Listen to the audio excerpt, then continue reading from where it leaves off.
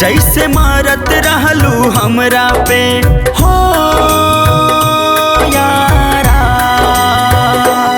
जैसे मारत रहलू हमरा पे अब ना मरिहा। प्यार करत रहलू जैसे अब ना करिहा।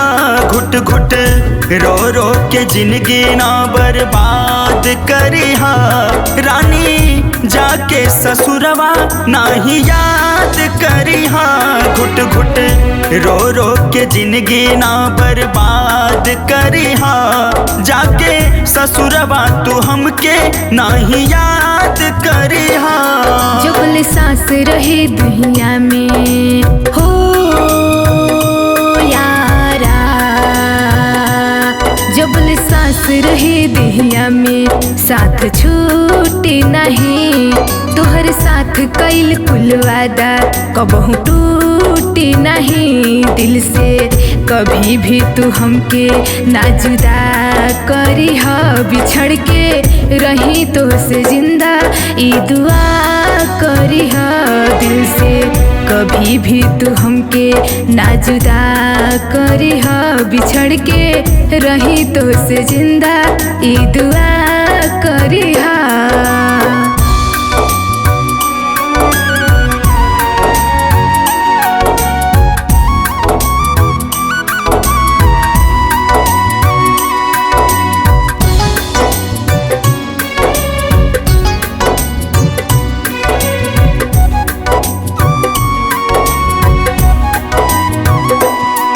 बस इतने ही दिन के प्रीत रहल अब ता दोसरा के भैलू हो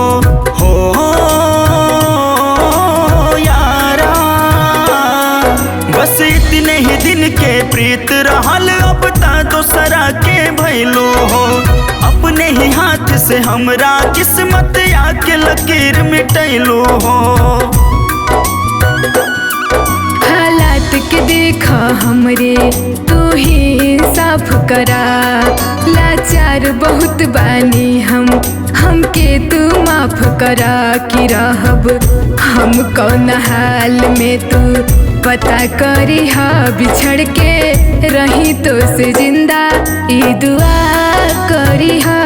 रहब हम कौन हाल में तू पता करिह। बिछड़ के रही तो से जिंदा ई दुआ करिह।